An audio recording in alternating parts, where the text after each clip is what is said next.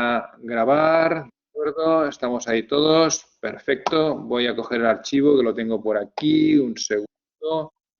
Vale, estamos ahí.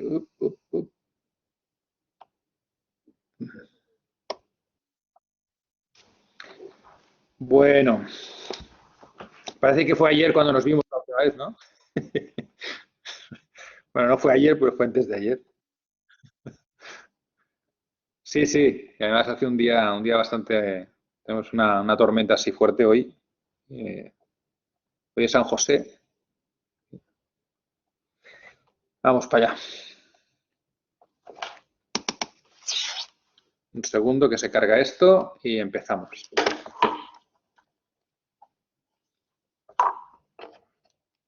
Ah.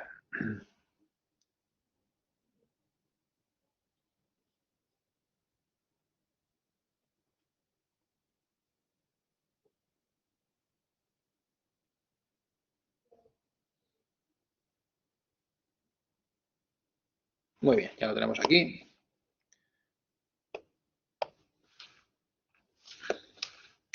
Vale, vamos con esta sesión en la que vamos a utilizar... espera, un segundo. Ah, ya está grabándose. Perfecto.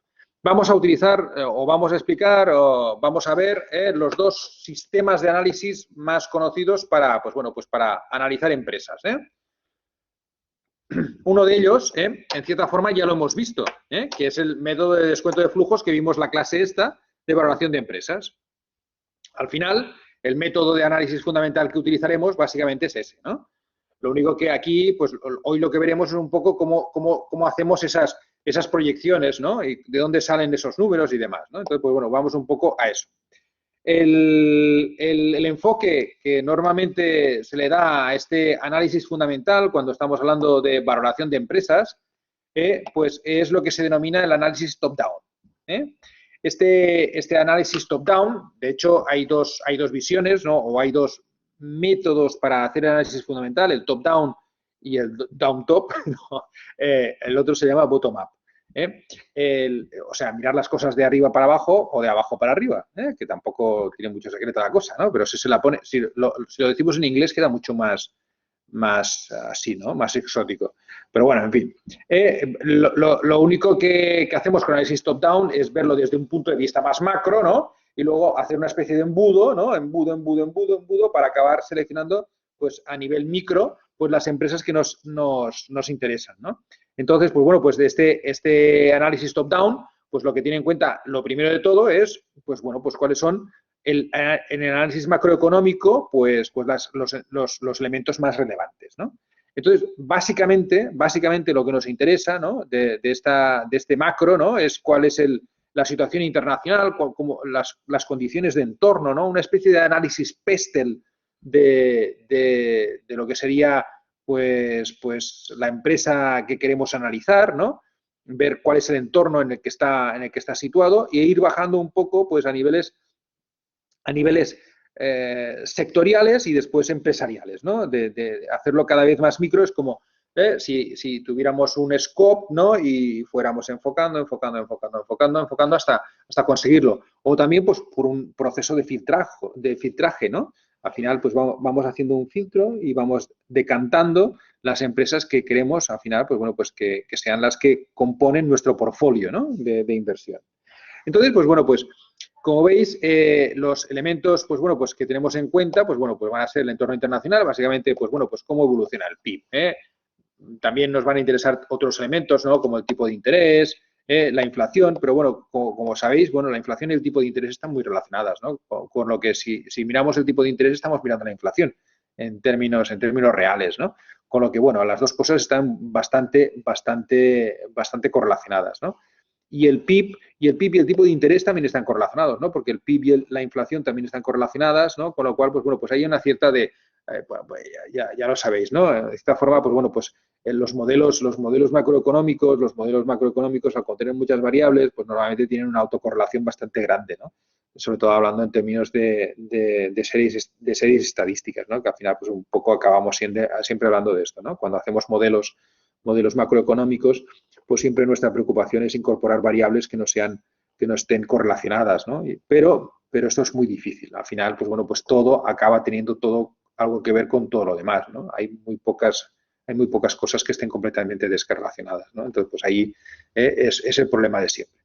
Aparte de los problemas sistémicos que pueda tener pues los modelos en sí, los modelos macroeconómicos, pues bueno, pues sabiéndolos, al final, pues bueno, pues sabiendo que tenemos estas restricciones y que al final, pues bueno, pues no es lo más óptimo, pues bueno, pues los utilizamos. Tampoco no tenemos otras herramientas para hacerlo, ¿no? Por lo tanto, partimos de esta situación en la que, pues bueno, pues lo que vamos a hacer, pues bueno, pues es eso, lo que os he dicho, ¿no? Un poco, pues hacemos el scope entre, pues bueno, pues para la selección, la idea un poco es, pues bueno, pues cogemos, ¿no? Y de todo el mundo, ¿no? Hacemos una visión muy geográfica, ¿no? Pues no sé, de Europa, África, Norteamérica, Sudamérica, Centroamérica, Asia, bueno, lo que sea, ¿no? Entonces, pues bueno, pues al final nosotros lo que queremos sacar de aquí es un queso, ¿no? Un quesito, una tarta, ¿no? Con proporciones, ¿no? De las diferentes, ¿no? Entonces, pues bueno, pues en Estados Unidos pondremos un 20%, en Europa pondremos un 25%, en Japón un 5%, en Latinoamérica un 10%, en África un 3%. Bueno, al final, pues bueno, pues y estos porcentajes al final, ¿de dónde vendrán? ¿No? Pues de cierta forma de algunas variables macroeconómicas que nos indican, ¿no? Pues nosotros, ¿qué parte del mundo tendremos más representada en nuestro portfolio? Pues aquella cuya perspectiva de crecimiento en el PIB pues sea más elevada, ¿no? Porque vamos a hacer una correlación un poco simple, ¿no? Pues vamos a pensar que los países que tengan un mayor crecimiento del PIB, las empresas que estén dentro de estos países con mayor crecimiento del PIB van a ser las que más beneficios obtengan, ¿no? Porque en principio son, pues eso, ¿no? Que estos principios un poco así, ¿no? Porque, pues bueno, pues estos serían empresas que solamente trabajasen en estos países, ¿no? Pero bueno, tenemos multinacionales, ¿no? Que no solo trabajan en Norteamérica y en Europa, sino que trabajan en otros países, ¿no? Y al final el beneficio depende, pues, un poco de todas las partes estas, ¿no? Con lo que, bueno, es un poco más complejo de lo que parece y si quisiéramos hacerlo bien tendríamos que tener en cuenta, pues, los cruces en la generación de beneficios, que sí se tiene en cuenta, que al final, pues bueno, pues si queremos hacer un análisis correcto, pues lo que haremos será tener en cuenta, pues precisamente ese tipo de cosas, ¿no? Los cruces que podemos tener de incrementos de beneficios debido al ciclo, Entonces, pues bueno, pues tendremos empresas que son cíclicas, ¿no? Entonces, pues bueno, pues estas empresas, pues, ¿qué van a hacer? Pues bueno, pues van a tener unas betas, pues mayores que 1, mayores o iguales que 1, es decir, que si suben con el ciclo, sus beneficios suben y si el ciclo baja, pues su beneficio baja, ¿no? Y además se comportan como bastante parecido al ciclo, o incluso pueden ser más que proporcionales, ¿no? Entonces, pues bueno, pues tendremos otras empresas que por el contrario, pues serán anticíclicas, ¿no? Las que denominaremos anticíclicas, que hay pocas, hay pocas, si no deciros que ninguna, ¿no? Que tendría aquí una beta negativa, una beta menor que 1, y eso significaría que, pues bueno, pues cuando el PIB sube, sus beneficios bajan, ¿no? Y cuando el PIB baja, sus beneficios suben, ¿no? Un poco de esta manera. Incluso podríamos encontrarnos algún caso de anticíclica que simplemente lo que hace es, pues, comportarse de una manera un poco más neutral, ¿no? Entonces, pues tenemos que, cuando los ciclos van superponiéndose de una forma más o menos así, estas empresas que tienen poca correlación, pues lo que hacen es tener un comportamiento, pues, mucho más neutro, ¿no? Y no tienen, pues bueno, pues no tienen estos excesos por arriba ni tienen los excesos por debajo, ¿no? Típico de estas compañías que son mucho más neutras, ¿no? Pues tendríamos los sectores, pues no sé, las utilities, tendríamos, pues bueno, pues sectores defensivos, ¿no? Defensivos como pueden ser, pues, alimentación, ¿no? Que, pues bueno, pues en algunos casos, pues incluso, pues podemos encontrarnos que, pues aunque baje el PIB, pues la alimentación, pues bueno, pues continúa manteniendo porque la gente tiene que comer, ¿no? Igual que el farmacéutico, ¿no? Son sectores que independientemente del ciclo, pues más o menos mantienen un cierto consumo y por lo tanto sus beneficios más o menos se mantienen estables o incluso con pautas de crecimiento. Tenemos incluso muchas veces cosas raras, ¿no? Por ejemplo, que nos encontramos, pues bueno, pues la crisis anterior, que el PIB bajaba, ¿no? Y las empresas de artículos de lujo, pues subían. ¿no? Los beneficios, ¿no? Y dices, hombre, ¿cómo es posible, no? Porque en la crisis anterior, y quizás también en esta, lo que se esté produciendo es un concepto muy dual, ¿no? La gente que tiene dinero tiene más dinero y la gente que no tiene dinero, pues cada vez tiene menos dinero, ¿no? Entonces, pues bueno, pues la gente que tiene más dinero, pues resulta que aumenta su consumo, porque, pues bueno, pues el consumo de la gente con dinero, pues tú al final en comida ya no puedes gastar mucho más. El incremento marginal de consumo en bienes de primera necesidad, pues a partir de cierto nivel de renta, pues es inelástico, no puedes consumir mucho más. En cambio, pues bueno, pues el exceso de renta disponible, pues bueno, o bien va a ahorro, o bien, pues bueno, pues va a artículos, pues bueno, que podemos considerar suntuarios, de lujo, ¿no? Que en cierta forma, pues bueno, pues evidencien pues ese otro tipo de consumo, pues bueno, pues que no es de primera necesidad, ¿no? Entonces, pues bueno, pues tenemos esa paradoja, ¿no? Que en la crisis anterior, pues bueno, pues esta separación entre la gente que tiene dinero y la gente que no tiene dinero, este gap se abrió, ¿no? Y se redujo un poco, pues lo que es el equilibrio social, ¿no? Pues al final, pues bueno, pues lo que se dijo en la última crisis y lo que se está viendo también ahora mismo con la pandemia es que la clase media es la que está sufriendo más, ¿no? Porque son pequeños y medianos empresarios, profesionales, gente que, pues bueno, pues que no tiene pues una capacidad financiera suficiente para aguantar la crisis, ¿no? Y entonces, pues bueno, pues lo que le está sucediendo es que son los que sufren más, ¿no? Los que no tenían ya no tienen, estos están más o menos igual y lo que ha aumentado es la gente que antes estaba en la clase media que ha ido perdiendo posiciones dentro del esquema. Entonces, pues bueno, pues excepto estos casos de consumo que en principio esperemos que sean solamente momentáneos, tendemos a pensar, pues bueno, pues que los comportamientos, pues bueno, pues en sectores que son anticíclicos, pues son muy puntuales, ¿no? No son la norma, lo normal son lo otro. ¿Vale? En base a eso, estos son los criterios que un poco que en cierta forma lo que nos hacen es hacer esta selección, ¿no? Lo que hacemos es, al final, lo que queremos con este análisis es seleccionar activos, ¿no? Dentro de nuestra cartera, ¿no? Y por lo tanto, pues bueno, pues hacemos esta situación. Este análisis, lo que nos va a permitir, ¿no? Pues bueno, pues es calcular cuál es el valor intrínseco, lo que veíamos el miércoles, ¿no? El miércoles, ¿no? Pues, sí, el miércoles, que lo que encontrábamos era ese precio objetivo, ¿no? Ese valor intrínseco, lo que calculábamos en función del descuento de flujos o en función de ratios comparables, ese valor en función de nuestras previsiones, sean o no de carácter subjetivo, eran nuestras previsiones, pues bueno, pues para nosotros ese era el valor que debería tener la empresa, ¿no? Y entonces, pues bueno, pues en función de ese valor intrínseco y el valor cotizado, pues nosotros hacemos una comparativa y decidimos, pues bueno, pues si esta empresa, esta inversión tiene que estar en nuestra cartera o no tiene que estar en nuestra cartera, en base a eso. Visto de una forma esquemática, pues hablaríamos de análisis de la macroeconomía internacional, ¿no? Elegiríamos aquí, pues bueno, pues las grandes zonas donde nosotros invertiríamos preferentemente, asignándoles porcentajes a cada uno de estos grandes zonas, ¿no? Por ejemplo, pues no sé, estaríamos hablando de USA, de Europa, ¿no? Pues bueno, pues de países, pues bueno, pues un poco, es que Estados Unidos tiene la capacidad suficiente como para funcionar por sí solo, ¿no? Pero si vamos a buscar otros países, pues bueno, pues tendríamos, pues bueno, pues por ejemplo Europa, ¿no? Dentro de Europa, internacionalmente, pues le podemos asignar a Europa, pues un 20%, ¿no? Y entonces, pues bueno, pues las economías nacionales, pues bueno, pues este 20% ¿en qué se partirá? Pues bueno, pues a lo mejor, pues bueno, pues la que tiene mayor, pues bueno, pues ahora mismo las expectativas de crecimiento, ¿cuáles son? Pues el país que va a crecer, el país que se espera que va a crecer más este año y el año que viene, pues va a ser España. Porque España es un país que hace así, mientras que Alemania es así, que las puntas de crecimiento son menos caídas y menos subidas, pues resulta que España tiene unos puntazos, ¿no? Porque bueno, pues tiene una economía que da pena. Bueno, que da pena no, es la economía que tenemos, ¿no? Entonces, además, muy dependiente de sectores que en esta crisis han estado especialmente tocados, ¿no? Pues evidentemente lo que se espera es que ahora, tras una caída pronunciada, pues dentro de los próximos años, pues tenga una recuperación muy importante.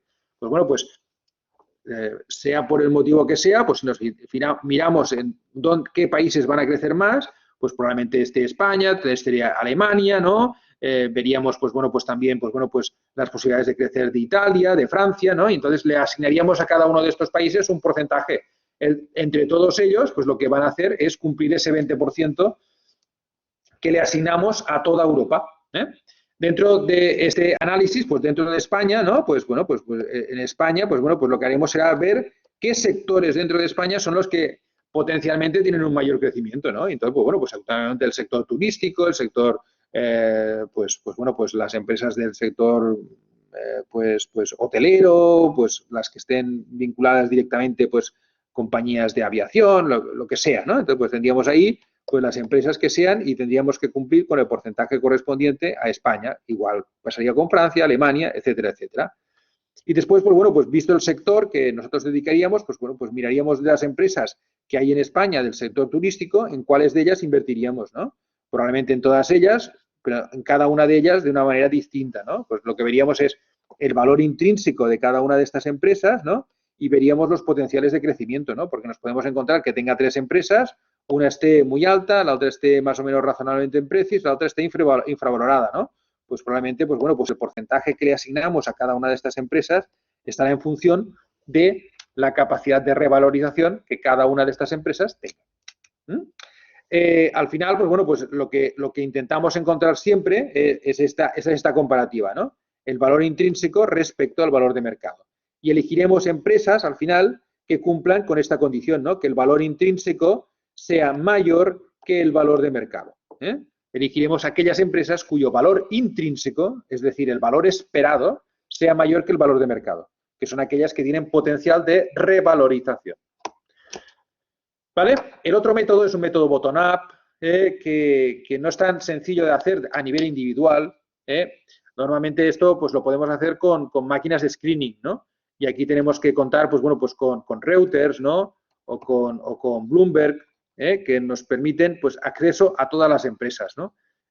Aquí el universo de empresas pues es total, tenemos a nuestro alcance teórico todas las empresas del mundo, todas están valoradas dentro de estas ingentes bases de datos, ¿no? Todas las empresas que cotizan tienen los datos metidos dentro de Reuters o dentro de Bloomberg, ¿no? Y entonces, pues ¿qué es lo que haríamos, no? Lo que hacemos con estas bases de datos, pues bueno, pues es hacer un poco el embudo desde la empresa para atrás, ¿no?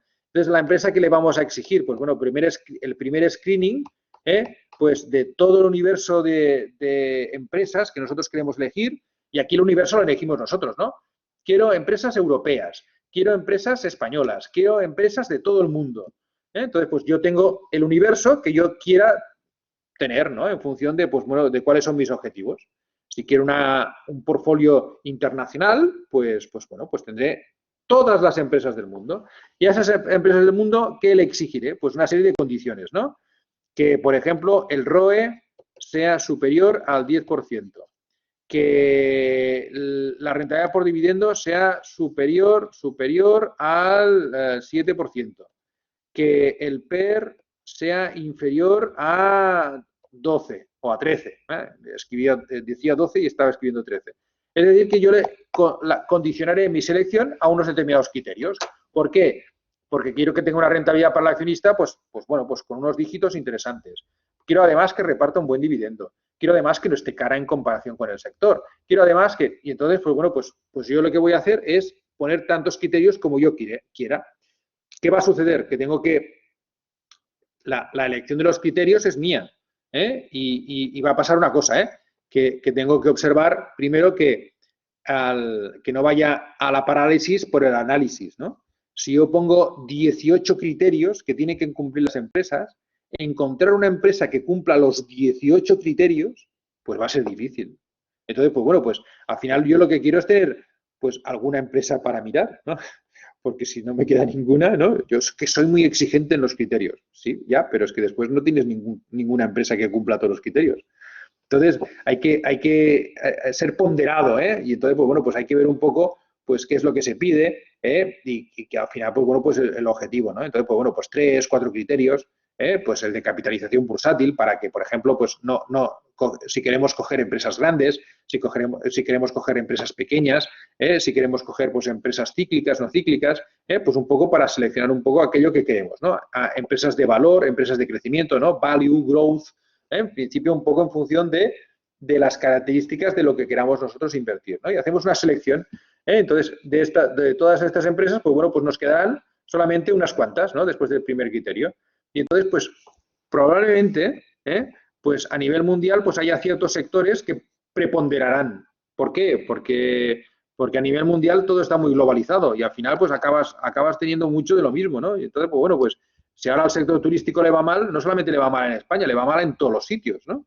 Entonces, pues claro, aquí tenemos una cierta agrupación de sectores y lo que tenemos que intentar es diversificar lo máximo posible, ¿no? Dentro de lo que cabe, ¿no? Por lo tanto, intentaremos, ¿no?, que el porcentaje de cada uno de los sectores, pues en cierta forma no se aglutine en torno a un solo sector.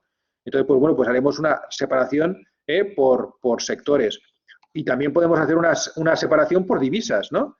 Por ejemplo, pues al final, pues bueno, pues para que el dólar no sea preponderante, ¿no? Que haya, pues bueno, pues yo también quiero saber cuánta inversión tengo en dólares, cuánta inversión tengo en euros, cuánta inversión tengo en yenes, cuánta inversión tengo en francos suizos. Quiero decir que esa repartición de divisas también me es importante, ¿no? Porque a lo mejor si lo hago puramente con máquinas de screening, pues al final puede ser que el 100% de mi selección acabe siendo en dólar. Y a lo mejor yo no quiero tener una exposición 100% dólar. Por lo tanto, estas cosas tengo que mirarlas. Bueno, es el otro método que en principio pues va a funcionar al revés, ¿no? Análisis de la empresa, sectorial, macroeconómico nacional, internacional. El más conocido, el más utilizado es el top-down, que es el que en cierta forma pues lo que hace es utilizar ese mecanismo. ¿De acuerdo? Bueno, un poco aquí hay cosas que ya expliqué el miércoles, ¿no? Pero bueno, simplemente repasando, donde la bolsa es el mercado donde nosotros podemos encontrar pues las transacciones que vinculan el ahorro con las necesidades de financiación, ¿no? Pues bueno, pues la bolsa, pues en cierta forma lo que hace es tener una lectura pues directa sobre cómo evolucionan las empresas y podemos correlacionarlo directamente, ¿no? La marcha de la bolsa está muy correlacionada con la marcha de la economía. Lo único que pasa es que hay un decalaje, ¿no? En cierta forma, pues la economía puede ir por aquí y entonces la bolsa, pues normalmente acostumbra a ir avanzada un ciclo, ¿no? De tal forma que están desfasadas, ¿no? Y la bolsa acostumbra, pues bueno, pues a reaccionar antes en los momentos de crecimiento y también a caer antes en los momentos de... ¿Por qué? Porque normalmente se descuentan cosas futuras, ¿no? Y los mercados financieros acostumbran ya pues, a descontar esas noticias que pueden ser predictivas de pues, desaceleraciones o de aceleraciones de la economía. Y por lo tanto, pues bueno, pues es un buen proxy. En estadística denominamos estas variables proxies, ¿no? Que se acercan bastante a lo que es la realidad. Y de esta forma podemos considerar que la bolsa es un buen proxy sobre lo que va a hacer la economía, ¿no? Se adelanta unos cuantos meses, 6 meses, 6, 7 meses tranquilamente de lo que está haciendo, ¿no? Como menos normalmente, últimamente la bolsa solo sube, pero eso es debido a las inyecciones, a las macroinyecciones monetarias que están haciendo la Reserva Federal y el Banco Central Europeo.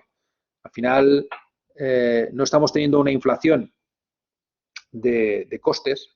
Las empresas no tienen una inflación de costes, pero sí que hay, y eso es lo peligroso, una inflación de activos, ¿no? El precio de los activos, pues quizás está sobrevalorado porque hay excesiva liquidez, ¿no? Entonces, pues bueno, pues la inflación no está en la cesta de la compra, sino que está en la cesta de activos de inversión. Entonces, pues bueno, pues eso puede ser peligroso porque las correcciones en el precio de la compra, en el precio de la cesta de la compra no son tan bestias como las que hace el mercado. Pues el mercado, pues cuando empieza a corregir, pues ya lo sabéis más o menos que se queda solo, ¿no? Entonces, pues bueno, pues hay que tener en cuenta este tipo de cosas, ¿no? Entonces, pues bueno, pues aquí la G, ¿no? Pues bueno, pues nos habla en este punto de la G. En el caso, pues bueno, pues ya os comenté que la G en cierta forma nos daba el crecimiento de los beneficios dentro de, pues bueno, pues de unas expectativas razonables en función de, pues bueno, de lo que la economía creciera, ¿no? Por lo tanto, y un poco estamos viendo el descuento de flujos, ¿no? Los dos modelos, ¿no? Que en cierta forma, pues bueno, pues tema de dividendos, modelo de Gordon, los tipos de interés a largo plazo, en cierta forma cómo afecta el tipo de interés a la valoración. Acordaos que si el descuento de flujos, ¿no? El descuento de flujos, el valor intrínseco de la empresa, como lo calculábamos los cash flows de las empresas, ¿no? Y lo dividíamos por 1 más R y lo elevábamos a N, ¿no? Entonces, pues bueno, pues todos los flujos que nosotros estuviéramos ahí, como tenemos la R dividiendo, pues bueno, pues cuando el tipo de interés sube, y el tipo de interés sube para todas las empresas, cuando sube para todas las empresas, lo que estamos haciendo es subir esta R del mercado, ¿no? Como la R está dividiendo todos los valores intrínsecos de todas las empresas del mercado, cuando suben los tipos de interés, la cotización baja, por construcción matemática, ¿vale? Por lo tanto, cuando los tipos de interés a largo plazo se mueven, en el sentido de que suben los tipos de interés, provocan que haya caídas en las cotizaciones debido, pues bueno, pues a que cuando valoramos el modelo, pues si suben los tipos de interés, pues inmediatamente eso se traduce en una caída en el precio, por construcción matemática, porque el tipo de interés está actualizando los flujos y a un mayor coste, pues un menor precio, no tiene más relación que esta. Lo que os he dicho, la fórmula que ya vimos el miércoles pasado, la primera parte, la parte del valor residual, pues un poco esto es rememorar un poco esta situación. Aquí pues vemos diferentes formas de calcular el valor residual. No solamente se puede calcular mediante la fórmula de la perpetuidad, esta tercera, ¿no? Podemos utilizar algunas otras fórmulas que a veces se pueden utilizar, ¿no? El valor patrimonial, ¿no? Pues en cierta forma pues podemos calcular que el valor residual en un momento determinado es el valor de liquidación de la empresa. Podría ser, es un método poco utilizado, pero podríamos, pues bueno, pues valorar, pues bueno, pues la empresa dentro de 10 años cuánto valdrán sus activos. Y podríamos poner un valor de esos estáticos que vimos, ¿no? Pues en cierta forma intentar, pues bueno, pues el valor residual es el valor estático de la empresa a una fecha determinada. En algunos casos, ¿no? Pues se me ocurre, pues por ejemplo, pues imaginar que tenéis pues un pozo de petróleo, ¿no? El pozo de petróleo, ¿no? Pues, pero además solo tenéis uno, ¿eh? Tenéis la bolsa de petróleo debajo, ¿no? Y vosotros tenéis vuestra máquina, ¿no? Que va, ¿no? Entonces, pues bueno, pues tenemos un geólogo que ha estipulado, ¿no? Que ese pozo de petróleo, pues este pozo de petróleo va a durar 10 años, ¿no? Pues entonces nosotros sabemos que en 10 años pues vamos a extraer tantas toneladas, tantos barriles de petróleo al año y al final, pues bueno, pues ¿qué nos va a quedar? Pues la máquina, ¿no? La máquina y el camión y pues eso, ¿no? Entonces, pues, bueno, si nos vendiéramos esto en el mercado de segunda mano, ¿qué tendríamos? Pues, en cierta forma, pues un valor patrimonial a esa fecha. Que de cierta forma es muy parecido a esto, ¿no? El valor de liquidación, ¿no? Pues eso, ¿no? Cuando quieres un valor de liquidación sería ese valor patrimonial cuando nos queremos deshacer de la compañía y cerrarla por un motivo de ese tipo, ¿no? Por ejemplo. Entonces, la perpetuidad de los cash flows, esta es la fórmula general, con la G mayor que 0, y el caso particular de la G igual a 0, pues bueno, pues es que simplemente pues la G desaparece en la otra fórmula, porque ya os dije que era el método más de cierta forma, más conservador. Aquí el cash flow libre, este es cómo calculamos el cash flow libre, no tiene más secreto, es lo mismo que vimos. Esta fórmula está, nosotros vimos la fórmula desde el EBIT. Acordaos que el ejemplo lo hicimos desde el EBIT. Al EBIT le calculamos los impuestos sobre el EBIT, ¿vale? Le sumamos las amortizaciones, ¿vale? Le sumamos la variación del fondo de maniobra y le sumamos la variación del activo fijo, ¿de acuerdo? Esto es lo que vimos en el ejemplo. También lo podemos hacer con el beneficio neto. Aquí es a partir del beneficio neto, fijaos. Al beneficio neto le sumamos la amortización económica, le sumamos los gastos financieros por 1 menos T, es decir, los gastos financieros son los intereses que pagamos. Y aquí lo mismo, la variación del fondo de maniobra y la variación del activo fijo. Fijaos que la parte del flujo de caja operativo es diferente, pero da exactamente igual. Lo podéis comprobar. Lo podéis comprobar que tanto da que utilicemos el EBIT como el beneficio neto. Lo único que se calcula diferente. Pero las dos formas son exactamente, llegamos al mismo número. Podéis utilizar indistintamente las dos. ¿Vale? Vimos también el coste capital, en principio todo esto ya lo hemos visto. Aquí hay el modelo de crecimiento de los dividendos, ¿no? El modelo de Gordon, en el que, pues bueno, pues en cierta forma, pues el precio nos dice, el precio que tiene ahora la empresa es el fruto de descontar el dividendo del año que viene por el coste de capital de la empresa más el factor de crecimiento, ¿no? Este es el modelo que vimos de crecimiento de los dividendos. Fijaos que en este caso es cuando los dividendos son constantes y crecen a una tasa. El dividendo no son constantes, el dividendo crece a una tasa G. Al final, pues bueno, pues es una perpetuidad que es la que calculamos, ¿no? El coste de capital, este es el coste de capital propio, que sería, pues bueno, pues lo que deducimos.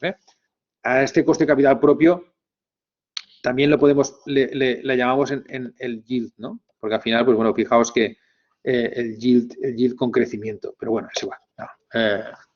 El yield es solamente cuando tenemos la G igual a 0. Es igual.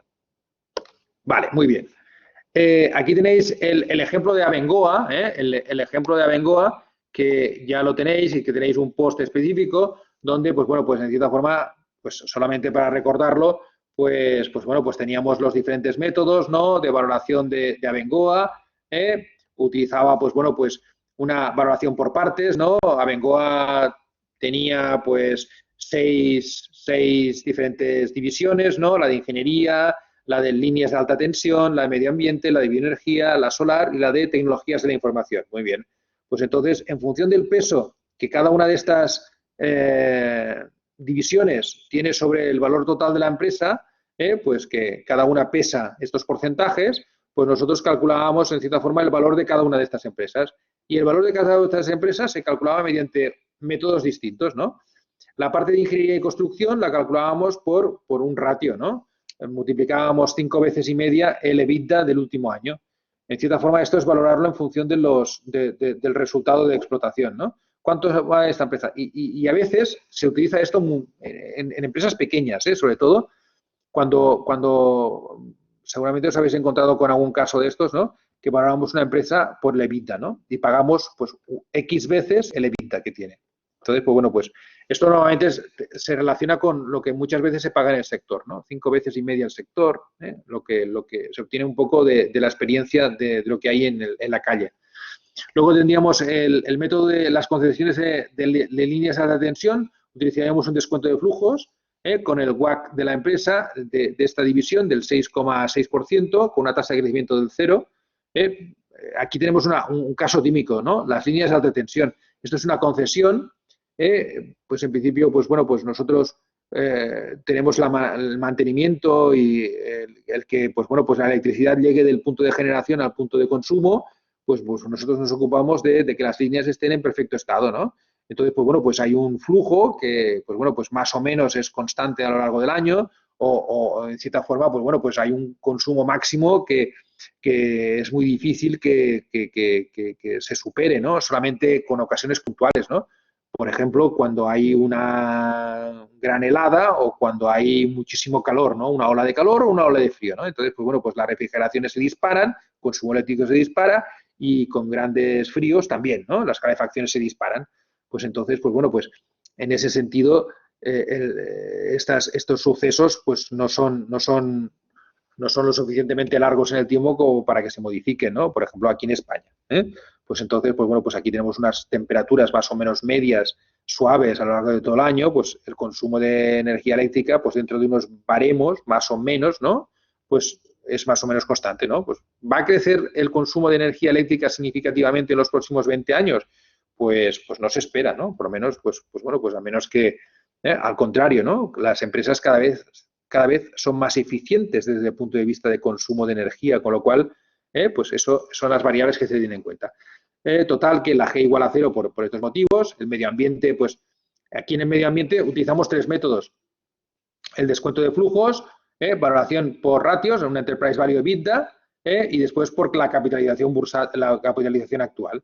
Bioenergía, utilizamos un descuento de flujos, solar un descuento de flujos, y el de tecnologías de información, pues utilizamos 4 métodos para valorarlo, ponderados, un descuento de flujos, ratios comparables, la última transacción que ha hecho en el sector, ¿no? Y esto, pues bueno, pues es ¿cómo se hace? Pues bueno, pues nosotros vivimos en el cuarto tercera, ¿no?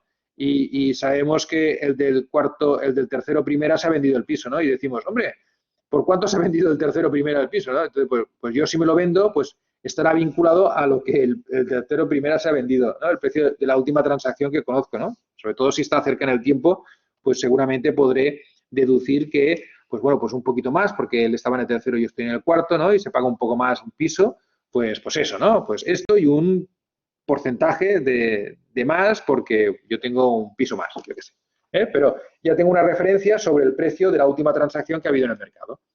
Y, por último, un precio objetivo del mercado, de consenso del mercado, ¿no? Pues hay una serie de analistas, ¿no?, que dan su valoración de mercado, ¿no? Y lo que nosotros hacemos es valorarlo según el consenso.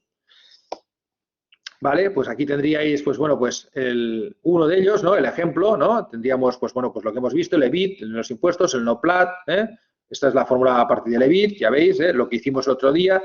Fijaos que este es de líneas de alta tensión. El valor actual son del 2010 al 2035, ya nos está diciendo aquí de qué años está calculando. Aquí, como ya os digo, es un negocio muy recurrente, pues calcula todos los flujos de caja de los 35 años. Y el valor residual, pues el valor residual es cero porque solamente tenemos la concesión, solo cobramos por el mantenimiento, ¿no? Y por el flujo de electricidad a través de un canal. ¿Vale? Por lo tanto, el valor residual en este caso es cero. El WACC, pues lo calculamos, aquí tenéis las variables que hacen que calculemos el WACC, aquí el K sub P y aquí la K sub D. Por lo tanto, pues fácilmente pues podemos calcular pues el valor actual de estos flujos a este momento. Aquí por multiplicadores, pues lo que os decía un poco, ¿no? Lo que hacemos es coger las empresas del sector, vemos tres ratios, el Enterprise Value EBITDA, el Enterprise Value EBIT y el PER. Cogemos los datos de cada una de estas empresas de 2 años consecutivos, de todas ellas, ¿no? Y de todas formas, pues bueno, pues calculamos el promedio del Enterprise Value EBITDA, 7,2, del 2010, el del 2011, el promedio de todas estas empresas del 2010 y del 2011 del Enterprise Value EBIT y del PER del 2010 y del 2011. Y en función de este ratio, pues calculamos el Enterprise Value resultante, el Enterprise Value resultante, el Enterprise Value resultante y hacemos la media de todos estos Enterprise Values. Y obtenemos el Enterprise Value medio de los seis periodos, de los 3 de 2 años.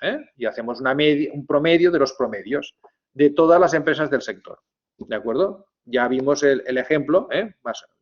La idea, ¿cuál es? Es obtener un valor intrínseco para poderlo comparar con el mercado, ¿no? Y si el valor intrínseco es mayor con el mercado, decidimos comprar y si es menor, pues decidimos vender.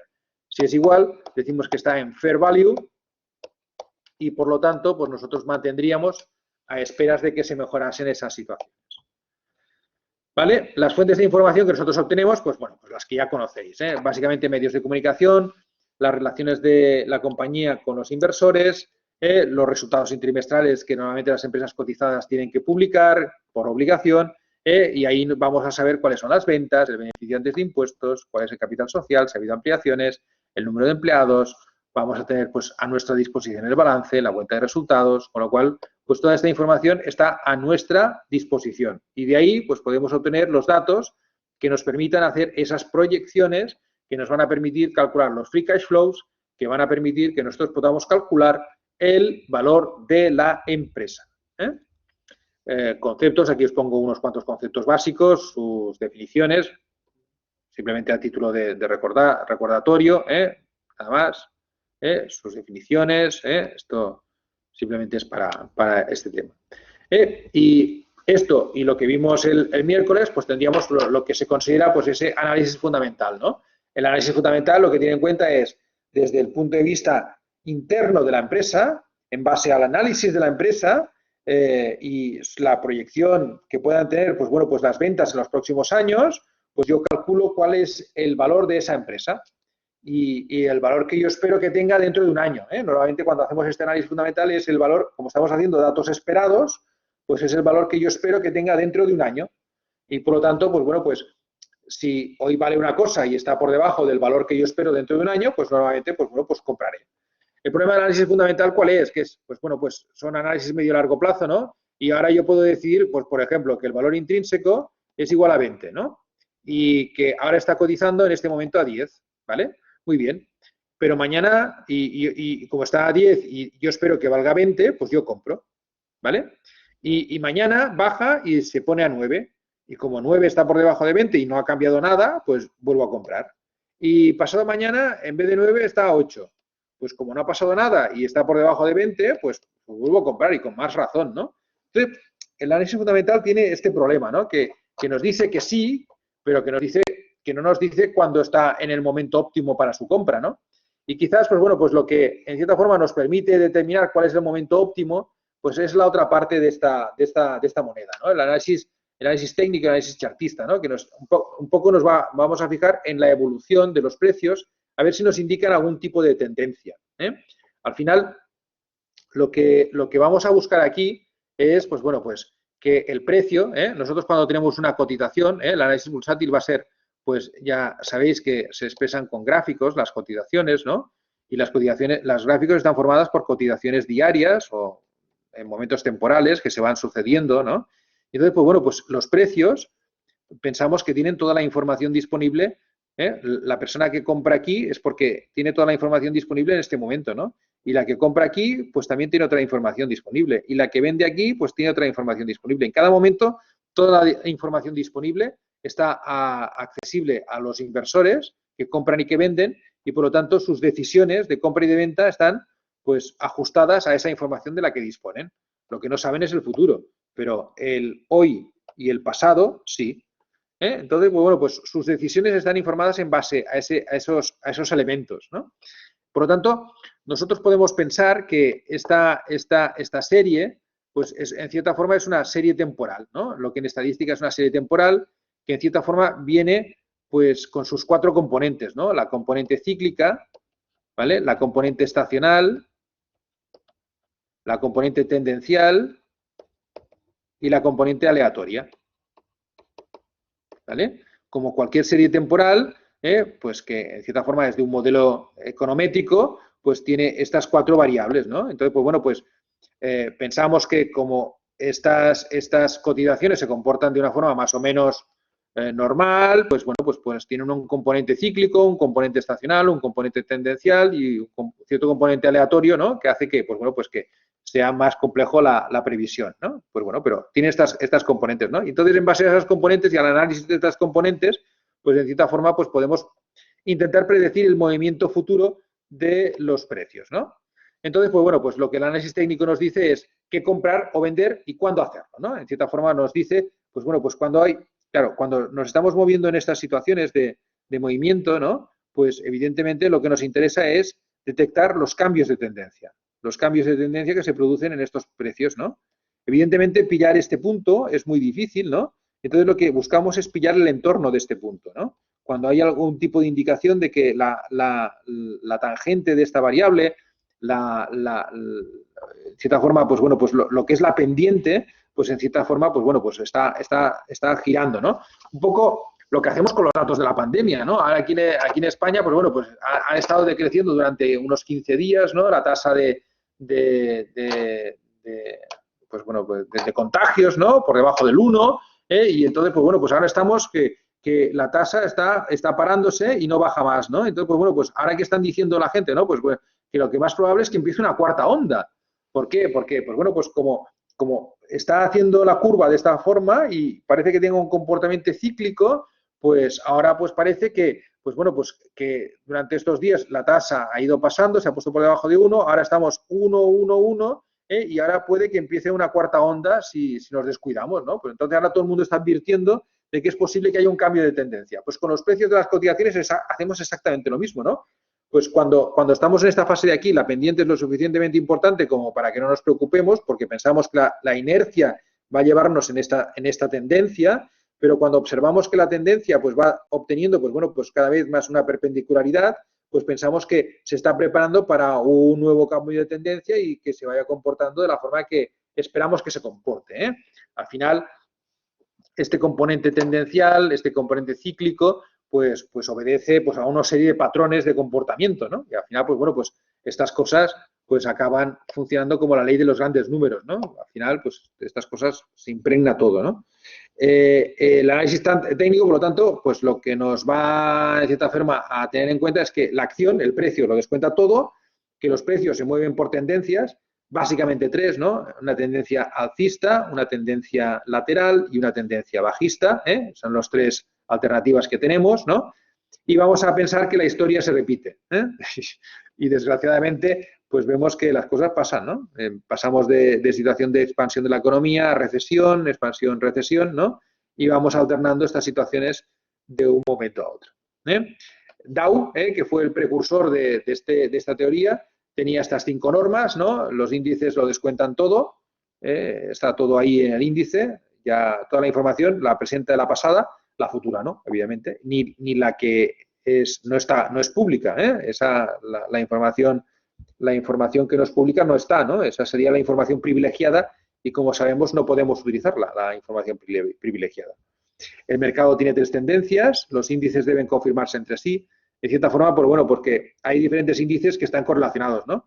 El índice industrial, ¿no? Y el índice de ferrocarriles, por ejemplo, ¿no? Porque en la época de Dow, pues era la época en la que se estaba industrializando el oeste americano.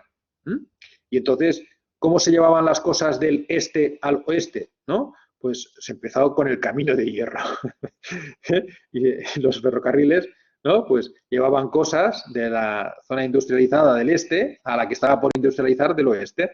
Entonces se llevaba a través del ferrocarril. Pues muy bien, pues tenía que haber cierta consistencia, ¿no? Si yo estoy produciendo, pero los ferrocarriles no funcionan, pues aquí hay una inconsistencia, ¿no? Estamos creciendo aquí,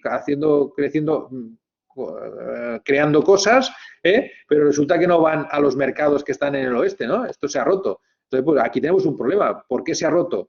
Pues no porque los Sioux nos ataquen, ni por problemas con, yo qué sé, pero a lo mejor sí, porque a lo mejor hay una saturación de oferta en este lado, ¿no? Entonces, pues claro, entonces hay que mirar qué es lo que está pasando en este lado, pues para que se reinicie, ¿no? Pero eso lo podemos detectar por esa confirmación de las tendencias entre sí, ¿no? Un poco esa situación que Dow, pues en su momento cuando lo sacó, ¿no? Estamos hablando del siglo XVIII, principios del XIX, pues en principio, pues eso, ¿no? Y el volumen tiene que confirmar la tendencia, ¿eh? De cierta forma, ese cambio de tendencia que hablábamos, ¿no? Esta situación de aquí, pues tiene que venir acompañada de volumen, ¿no? Y en cierta forma pasamos de una situación en la que bajan los precios a una que suben los precios, ¿no? Y aquí tiene que haber una votación y tiene que ganarse por mayoría, ¿no? Y no vale que haya mucha gente que se abstenga y que voten 4. No puede ser, tiene que votar todo el mundo. Y cuanta más gente vote, pues mayor fuerza tiene esa votación, ¿no? Entonces, pues aquí el volumen es la forma en que los inversores votan. Si hay muchísima gente interesada, que hay mucho volumen, significa que este cambio de tendencia realmente es importante y hay mucha gente que cree que realmente se está produciendo un cambio de tendencia. Si esto se hace con poco volumen, pues a lo mejor lo que podemos tener es una situación de falsedad y volver a caer, ¿no? Porque no hay suficiente volumen para que realmente la tendencia se reinicie de una forma correcta. Por lo tanto, el volumen es como la prueba del 9 para confirmar que ese cambio de tendencia se está produciendo de forma, pues, contundente. Y nunca debemos operar contra la tendencia. Esto, pues bueno, pues estas situaciones, pues bueno, pues es mucho más sencillo, ¿no? Pues bueno, pues lo que os digo, ¿no? Si la tendencia es de subida, es más fácil comprar, ¿no? Que no vender en esta situación. Podríamos vender esperando que haya micromovimientos, pues para vender aquí, vender aquí, comprar aquí y aprovecharnos de estos micromovimientos, ¿no? Pero siempre son más arriesgados ir en contratendencia, ¿no? Porque en cualquier momento puede no producirse esta microtendencia y puede continuar subiendo y entonces nos pilla, ¿no? Entonces es más incómodo esta situación. Por lo tanto, recomienda esa siempre a operar, comprar, invertir a favor de la tendencia. ¿De acuerdo? Las tendencias son primarias, secundarias y terciarias, Nos podemos encontrar con situaciones de este tipo, ¿no? La tendencia primaria es la primaria, aquí tenemos una tendencia secundaria que es bajista, y dentro de una de estas, pues bueno, pues nos podemos encontrar que una de estas tenga unos dientes de sierra internos, ¿no?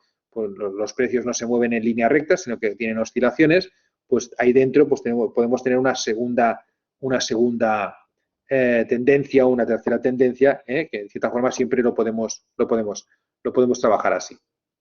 En cierta forma, los mercados se comportan como fractales, ¿vale? Si habéis oído hablar de la matemática fractal, en cierta forma, pues podemos coger cualquier segmento de estos y se comporta a su vez también como un movimiento de este tipo. Cada segmento de estos se puede comportar como de la misma forma que el segmento más superior. Cada segmento de estos se puede comportar y podemos hacer subdivisiones hasta el infinito, ¿de acuerdo? Por lo tanto, siguen pues unas dinámicas fractales. Eso nos va a permitir también introducir sistemas expertos de análisis, ¿no? Y de ahí, pues bueno, pues muchas veces de trading y de métodos cuantitativos en los que desaparece la persona, el ser humano, en la toma de decisiones y se da a inteligencias artificiales, que es lo último que se está desarrollando en el mercado financiero, sobre todo por las grandes corporaciones, de intentar pues obtener ese patrón de comportamiento a partir del análisis de esos movimientos en principio caóticos, pero que tienen dentro pues unos ciertos parámetros de comportamiento matemático que se pueden analizar y de esa forma, pues bueno, pues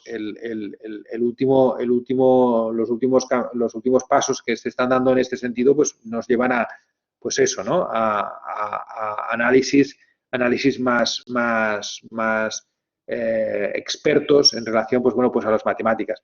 Pensar que en el mundo financiero, en lo que hace respecto pues a este tipo de cosas, cada vez se contratan menos economistas y cada vez más físicos y matemáticos, precisamente pues para desarrollar este tipo de tecnologías. En las tendencias podemos siempre encontrar estas tres fases, una fase de acumulación, una fase fundamental y una fase especulativa. Y lo que hay que intentar es descubrir en qué fase estamos, ¿no? La fase de acumulación sería, pues bueno, pues cuando venimos de una caída, ¿no? Entonces, pues bueno, pues ahí hay ese lento recuperación, ¿no? Esa recuperación, entonces vendría una fase de subida y una fase de nuevo, ¿no? Entonces, pues bueno, pues aquí en esta fase pues estaríamos acumulando, ¿no? No sabemos exactamente cuándo se va a producir la recuperación, pero ya hay algunos indicios, ¿no? Esta fase de crecimiento sostenido pues sería la fase fundamental y además aquí coincide con la económica, ¿no? Aquí seguramente pues venimos aquí y la económica y la fundamental coinciden en el tiempo, con lo cual la bolsa va acompañada de crecimiento económico real en nuestra economía. Y entonces, pues bueno, pues aquí cuando ya las valoraciones, los valores intrínsecos que nosotros calculamos, pues la mayoría de valores, los valores intrínsecos son inferiores a las cotizaciones y nos encontramos con sobrecompras claras en esta zona de aquí. Entonces, pues aquí en la fase especulativa, pues ya nos encontramos que aquí predominan las ventas y por lo tanto el momento bursátil ya empieza a decaer cuando el económico todavía continúa, ¿no? Y entonces, pues ese movimiento. Normalmente estas fases especulativas pues las podemos detectar porque, bueno, primero entra gente que no está acostumbrada a trabajar aquí, ¿no? Entonces, pues bueno, pues se hace muy, muy famoso, muy cotidiano, está en las noticias, ¿no? Lo bien que va la bolsa. Es un poco lo que está pasando con el Bitcoin, ¿no? Ahora todo el mundo invierte en Bitcoins, ¿no? Todo el mundo se ha hecho especialista en traders de Bitcoins. Entonces, pues bueno, pues empieza a entrar gente que normalmente en los mercados son los que se llevan esta parte de aquí, ¿no? La parte especulativa, los que compraron los bitcoins aquí, ahora son los que están vendiendo los bitcoins aquí. Y quien compra los bitcoins aquí son la gente que ha entrado tarde, ¿no? Y bueno, es posible que todavía tengan margen, no digo yo que no, pero el riesgo es muy elevado. Esta fase especulativa es fases de crecimientos espectaculares, ¿no? Fiesta, champán, fuegos artificiales, jarana, chulo. Entonces, ¿cómo lo representamos? Pues tenemos diversas formas de representar los gráficos estos de cotizaciones en base a barras, ¿no? Donde pues en una barra vertical pues expresamos lo que hace la cotización en un día, ¿no? En un día, en 15 minutos, en 30 minutos, en el periodo de tiempo que nosotros queramos analizar. Tenemos la barra, que la longitud total es la cotización del mínimo al máximo de cotización de cada día, ¿de acuerdo? Entonces, por la izquierda tenemos el rabito que nos dice el precio de apertura, a cuánto ha empezado la sesión, y por la derecha tenemos el precio de cierre, ¿no? Por lo tanto, sabemos que ha empezado a este nivel, ha bajado un poco y después ha subido y después ha acabado aquí, ¿no? Entonces, pues bueno, pues en un solo palote tenemos la representación de lo que ha hecho durante el día, que puede haber sido pues más así, ¿no? Pero de una forma lineal, tenemos un precio, baja hasta un mínimo, luego sube hasta un máximo y cierra cerca del máximo. Pues tendríamos la representación gráfica así. ¿Qué nos interesa? Pues bueno, pues un poco esa evolución de los precios, etcétera, etcétera, ¿no? Ver cómo cierra, ¿no? Si cierra en la parte de arriba significa que queda dinero, por lo tanto esperamos que si va cerrando arriba, pues el próximo día continúe con esa inercia, ¿no? Y si en cambio, pues si vemos un día de estos, ¿no? Pues en el que tenemos una sesión al revés que estas, ¿no? Si nos fijamos aquí, pues tenemos una sesión en la que ha empezado arriba del todo, con máximos anuales, nos ha ido un poco arriba y después ya no ha aguantado más, ¿no? Y se ha ido y ha bajado hasta el final del todo. Esto que nos da, pues, la imagen de debilidad de la cotización y puede propiciar ese cambio de tendencia que nos indica, pues, un poco la serie temporal, ¿eh? Entonces estaríamos mirando esto, ¿eh? Tenemos otra forma de representarlo que serían con los candlestick, las velas japonesas, que en vez de una línea vertical, pues tendríamos un rectángulo, ¿no? Y fijaos que aquí es prácticamente lo mismo, tendríamos una vela de este tipo, y tendríamos, pues bueno, pues del lado de arriba al lado de abajo, pues aquí el mínimo y aquí el máximo, ¿de acuerdo? Y el recuadro, el rectángulo, pues sería, pues bueno, pues la parte inferior sería, en los recuadros blancos, la parte inferior es la apertura y la parte superior es el cierre. Y en los negros, pues tendríamos la apertura aquí y el cierre aquí abajo. El color nos dice si la evolución del día pues ha ido de más a menos o de menos a más. Son de color blanco y negro, verde y rojo, azul y rojo, un poco pues en función del sistema informático que tengamos. Los japoneses con eso tienen una nomenclatura especial, tienen pues bueno, pues el hombre colgado, las 3 estrellas del amanecer, las 2, pues no sé, la envolvente, pues hay nombres específicos un poco más poéticos, pero que son muy equivalentes los análisis. Lo que hagamos en el análisis de aquí, en realidad no tendría que tener pues ninguna evidencia o ninguna señal contradictoria en el otro lado. Si te dice una cosa, si de aquí te dice comprar, pues aquí también debería decir comprar, ¿no? Quizás es más fácil leerlo en el candlestick, ¿no? Que ves de una forma más rápida pues la evolución. Bueno, y luego tendríamos algo muy resumido que es cogiendo los cierres de cada día, pues sacaríamos una línea, y tendríamos una línea solo. ¿Por qué? Porque hay muchísima gente que dice que lo que hace durante todo el día no me da igual, lo que me importa solamente es el precio de cierre de ese día. Entonces, pues bueno, pues lo que importa es el precio al que ha cerrado. Entonces, sigo solamente la evolución de los cierres. Bueno, es otro sistema. Ni mejor ni peor, sino simplemente pues eso. Aquí tenéis unos ejemplos de cómo se cogen tendencias, ¿no? Pues para lo que decíamos de la tendencia, ¿no? Pues cogemos los mínimos, aquí un mínimo, y es como si cogiéramos una cuerda de aquí, la tensáramos y fuéramos subiendo hasta encontrar otro punto. Ya sabéis que para tirar una línea necesitamos 2 puntos, pues este punto, el mínimo, y el otro punto es un punto de soporte, ¿no? Pues tendríamos esta línea que nos indicaría cuál es la tendencia, ¿no? A corto plazo tendríamos más pendientes aquí, pero que, pues bueno, pues pueden ser cortadas, ¿no? Y estas líneas de tendencia me están diciendo, pues, en caso de corrección, en caso de que haya estas situaciones de caída, ¿dónde pueden ir a rebotar, ¿no? Donde aquí pueden encontrar un punto donde lanzar otra vez la tendencia. Esto sería, pues, un poco la idea. ¿Por qué? Porque en análisis técnico, pues, hay pues los canales, los soportes, las resistencias, ¿no? En cierta forma, pensamos que los precios se van moviendo de una forma escalonada, ¿no? Es como si estuviéramos dentro de un edificio, ¿no? Y nosotros queremos pasar desde el primer piso hasta el cuarto, ¿no? Entonces, ¿qué haríamos, no? Imaginar que no queremos utilizar las escaleras y que utilizamos nuestra cabeza para romper el techo. Pues aquí lo que haríamos sería ir saltando contra el techo hasta que nuestra cabeza rompiera el techo, y pudiéramos pasar al otro piso. Entonces, pues no, cuando intentamos romper el techo con nuestra cabeza es nuestra resistencia, ¿no? Encontramos ahí resistencia en el techo. Entonces, cuando pasamos el piso, gracias a que tenemos una cabeza muy dura, pues entonces pues pasamos a otro piso y el suelo ahora es nuestro soporte, donde nos soportamos, ¿no? Y de donde iniciamos el ataque al otro piso. Y otra vez con nuestra cabeza intentamos darle golpes constantemente para conseguir superarla y pasar al otro piso. Tanto en la ida como en la vuelta, ¿no? Lo mismo, ¿no? Entonces, pues bueno, pues un poco estás aquí, cuando hay una tendencia de este tipo, pues vemos que la cotización sube hasta llegar a un punto, ¿no? Entonces, en este punto no ha podido más y tiene que descansar. Pues bueno, pues aquí marcamos una primera línea de resistencia. Marcamos un primer punto donde hay un cambio de tendencia. Pues aquí tenemos un soporte. Pues aquí vuelve, supera este nivel y consigue un nivel superior. Pues bueno, pues aquí tenemos otro nivel de resistencia. Y ahora la tendencia pues vuelve a caer. ¿Y hasta dónde cae? Pues bueno, pues no cae hasta cualquier sitio. Cae hasta el mismo nivel que teníamos antes, que ahora este nivel le sirve de soporte, porque ahora es nuestro piso. Y aquí es donde esperamos que se comporte como un buen suelo y desde aquí pues vuelva otra vez a subir. Y en estos puntos son los puntos de decisión, ¿no? Yo cuando quiero comprar o quiero vender, estoy esperando aquí. Aquí es donde yo estoy a la expectativa. Que baja hasta aquí y rebota, pues aquí compro. Que veo que no tiene fuerza y vende, pues entonces pues aquí me esperaré hasta el siguiente nivel de soporte, que es aquí. Que veo que aquí aguanta y vuelve a rebotar, pues aquí compro. Que no compro, porque no lo soporta y lo rompe hacia abajo, pues es como si perdiera otro piso, ¿no? Me voy al piso de abajo. El piso de abajo siempre es más fuerte que el superior y el piso superior es más fuerte que el anterior, ¿no? Entonces, de cierta forma, pues bueno, pues lo que voy haciendo es buscar este tipo de ideas, ¿no? Si un piso, pues para romper un piso he tenido que darle muchísimos golpes, significa que este piso es muy fuerte, es muy duro.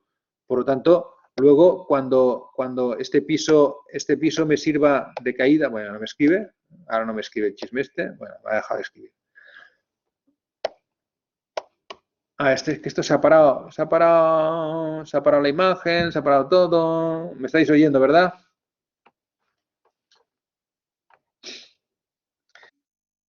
Ay, señor. Sí, bueno, no os leo, pero supongo que me decís que sí. Bueno, yo veo que mi imagen está parada, con lo cual, pues he de suponer que mi chisme se ha parado, ¿vale? No quisiera. Bueno, ya he vuelto. He vuelto. ¿Vale? Por lo tanto, lo que os decía un poco era que si tengo un piso en el que tengo muchísimos golpes, pues primero mi cabeza es muy dura y luego que si me ha costado mucho romperlo, luego cuando vaya de bajada también me va a servir, porque este es un sitio donde ha habido muchas transacciones. Al final, aquí ha habido muchas compras y ventas, compras y ventas, compras y ventas, y habrá que dar la memoria, ¿no? Entonces, pues bueno, pues cuantos más puntos de toque haya, luego de soporte también va a ser un soporte duro, ¿no? Un poco siguiendo eso. ¿Vale? Ejemplos de canales, ¿no? Los precios acostumbran a tener este movimiento dentro de estas líneas de canalización, ¿no? Donde, pues bueno, pues nos permite un poco actuar, ¿no? Si consigo determinar un canal, pues sé que en la parte superior venderé y en la parte inferior compraré. Y aquí dentro se puede mover, y pues voy comprando y vendiendo dentro del canal. Si puedo establecer canales de comportamiento, pues sé que mientras preserve el canal, pues yo sé dónde comprar y dónde vender. ¿Por qué? Porque hay un cierto componente cíclico. Aquí lo que os decía, ¿no? Pues bueno, aquí hay un soporte, fijaos que aquí sube, otra vez, ¿no? Vuelve a bajar otra vez. Entonces tenemos esta zona que es una zona pues importante, ¿no? Entonces, aquí la consigue superar, muy bien, aquí, y entonces se aguanta aquí. Vuelve y otra vez se aguanta aquí. Luego desde aquí, pues ya todo esto. Fijaos que esta zona es una zona, el piso eso, ¿no? Ha intentado. Y luego pues la consigue romper, ¿no? Y entonces una vez la consigue romper, se apoya otra vez y pum, desde aquí ya reinicia esa situación. Eso es lo que buscamos nuevamente, pues para saber dónde comprar y dónde vender. Situaciones de este tipo que además de que el valor intrínseco pues diga, pues tienes que comprar, pues pues bueno, pues si sabemos que comprar aquí o comprar aquí, pues es mucho mejor, ¿no? En fin, nos da un poco el timing. Ejemplos pues este es el índice del Nikkei pues bueno, de unos cuantos años, aquí pillando los máximos de la burbuja de inmobiliaria. Pensad que no se ha recuperado desde entonces. Y pues bueno, pues tenemos aquí pues esta situación en la que pues bueno, pues prácticamente pues bueno, pues muchos años. Y este es un ejemplo claro de no siempre con la bolsa siempre la rentabilidad es superior a la, depende. Si has comprado aquí, pues tú, por muchos años que pasen, va a ser difícil que tengas rentabilidad positiva. Si compraste aquí, pues aquí tenía rentabilidad y ahora aquí también tiene rentabilidad, ¿no? Pero bueno, no siempre, depende muchas veces de dónde hayas comprado.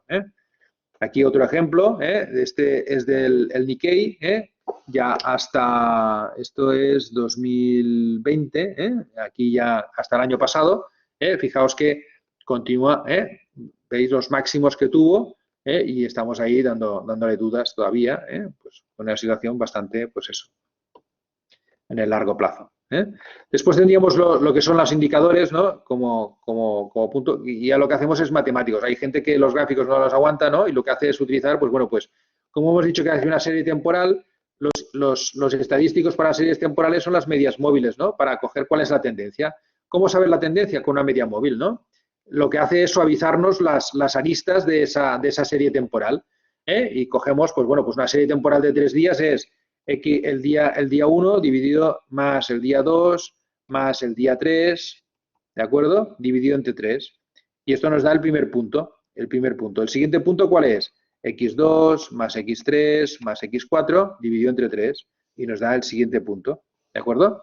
Y así nos da una media móvil de 3 días. Cada 3 días saco un punto y lo voy moviendo día a día, ¿vale? Entonces lo que hago, en cierta forma, fijaos que lo que hago es aplanar las curvas. Y aquí utilizo una curva de menos días, que se pega bastante bien a la que es la cotización, y una media de más días. La roja es de pocos días y la otra media es de más días. Entonces, ¿qué es lo que hago? Pues utilizar los cruces. Cuando la media de corto plazo, la roja, se mete por debajo de la de largo plazo, la gris, pues me indica una venta y vendo aquí. Y luego compro aquí y luego vendo aquí. Y veis que he vendido en esta zona de aquí y ahora ya, hasta que no se produce otro cruce, es aquí. Fijaos que aquí es donde compraría, ¿vale? Aquí se produce un cruce, ¿vale? Y aquí vuelve a verse otro cruce aquí y entonces compro aquí y vendo aquí. Son sistemas automáticos de seguimiento de tendencia. Funcionan bastante bien. Lo único que me pierdo esta parte de aquí, me pierdo esta parte de aquí, quiero decir que no pillo toda la subida ni toda la bajada. Intento siempre coger solamente la parte central del movimiento. Hay veces que es más grande y hay otras veces que es más pequeña. Lo único que hago es jugar con ese cruce entre las dos medias móviles. Con otro indicador como el MACD, hago exactamente lo mismo. Lo que hago es antes he hecho una media móvil y aquí lo que hago es un alisado exponencial, que es otro sistema para encontrar la tendencia en una serie temporal. Lo único que hago es utilizar los logaritmos de los valores. Lo que hago es una escala logaritmizada. Como veis, el valor del MAC va entre 0 y números que están pues muy pequeños, ¿no? Pues aquí veis que la cotización está en 134 y el MAC está moviéndose en torno a 2, ¿no? ¿Por qué? Porque lo que hacemos es el logaritmo neperiano de las cotizaciones. Entonces, fijaos que aquí lo que hago es esto en torno a 0, ¿no? Es un oscilador en torno a 0, pues lo que hago es, pues bueno, pues cuando el oscilador supera el 0, se pone en positivo, compro. Cuando el oscilador se pone en negativo, vendo. Cuando se pone en positivo, compro. ¿Veis? Aquí se ha equivocado, pero inmediatamente me hace vender aquí. Vendo, compro y aquí compro. ¿De acuerdo? Son sistemas que cuando cambia la polaridad, cuando pasa de negativo a positivo, compro y cuando pasa de positivo a negativo, vendo. Es un indicador que, pues bueno, pues es muy fácil de seguir. Y por último, un indicador de temperatura, que es el de compraventa clásico, el Relative Strength Index, que lo que me mide es precisamente el ratio de curvatura de la subida, ¿no? Vemos que la subida va subiendo así con esta pendiente y hay un momento en el que empieza a desfallecer, ¿no? Y entonces, pues bueno, pues esta situación, pues en las cotizaciones, y entonces, pues bueno, pues puede continuar subiendo con las cotizaciones, pero el volumen que hay detrás, pues es más pequeñito. Y entonces, pues bueno, pues lo que detecta es esto, ¿no? Que las subidas van siendo cada vez mayores, pero con menos volumen. Y entonces nos está diciendo, pues, esta situación, ¿no? Este es un oscilador entre 0 y 100, 0, 100, y después entre 70 y 30. Entonces, cuando supera el 70, estamos hablando de sobrecompra, y entonces aquí, pues, vendemos. Cuando baja por debajo de 30, decimos que está sobrevendido, y aquí compramos. Como veis, vendemos, y ahora estaríamos en una zona neutra. Bueno, nunca tampoco trabajamos con un solo indicador, sino que hacemos, pues bueno, trabajar 2 o 3 indicadores. Hay miles, ¿eh? Bueno, miles no, pero hay muchos. Y también trabajamos, pues bueno, pues, pero básicamente son estos, ¿no? Hay unos de tendencia, que nos dicen un poco cuándo entrar y cuándo no, y hay otros de sobrecompra, sobreventa, que nos dicen, pues bueno, pues cuando las cosas pues están, pues ya que tienen pocas probabilidades de que continúe subiendo o de que continúe bajando, ¿no? Aunque siempre es posible que baje más, ¿eh? Fijaos que aquí estaba la sobreventa y la cotización ha bajado un poco más, ¿no? Pero ya el índice de sobreventa ya no se ha marcado tanto. Por lo tanto, no quiere decir que las cotizaciones no puedan bajar más. Pero bueno, estamos en niveles que podemos comprar relativamente de forma tranquila. Y estos serían los sistemas, ¿no? Teníamos el análisis fundamental, que ya vimos el miércoles con un caso específico, cómo valoramos el valor intrínseco. Hoy lo hemos recordado también junto con el método top-down, en el que vemos, pues bueno, pues cómo funciona desde un punto de vista macro a uno más micro, la selección de valores mediante pues, un sistema de embudo, para acabar seleccionando un número razonable de valores, cuando tenemos que hacer selección de una cartera, por ejemplo. Y luego, pues bueno, pues el análisis técnico, que hemos visto en qué se fundamenta, el análisis de tendencias, el análisis cíclico, el análisis estacional, ¿no? Pues bueno, pues esos comportamientos, y cuáles son, pues en principio, los principios básicos de resistencias, soportes, pues bueno, pues cuál tendencia alcista, bajista, lateral, y luego, pues bueno, 3 indicadores que nos sirven, pues bueno, pues para determinar, pues mediante elementos que nosotros no tenemos que interpretar, sino simplemente, pues bueno, pues cuando hay un cruce de medias, compramos, cuando hay el cruce inverso, vendemos. Cuando el MAC cruza el 0 hacia positivo, compramos, cuando el MAC cruza el 0 hacia negativo, vendemos. No tenemos que preocuparnos sobre si eso es una figura determinada o no. No, simplemente leemos el indicador y funcionamos. Y con el RSI igual. ¿De acuerdo? Pues esto sería todo. Con esto ya tenemos unos mínimos, ¿no? Sobre, pues bueno, pues los principales métodos de análisis que existen, pues bueno, pues para determinar el valor intrínseco y, pues bueno, pues situaciones de compra, de inversión, sobre todo de valores cotizados. ¿De acuerdo? ¿Dudas, preguntas, cuestiones?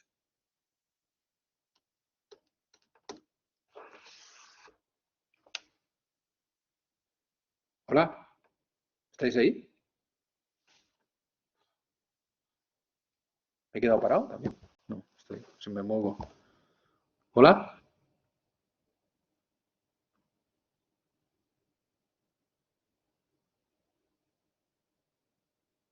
Bueno, ahora no sé qué. Vale, vale. Ah, pues debe haber un poco de retorno porque está un micro que digo, ostras, no entra nadie. Vale, vale, muy bien. Hostia, qué susto. Digo, estaría hablando. Vale, vale. Ok, perfecto.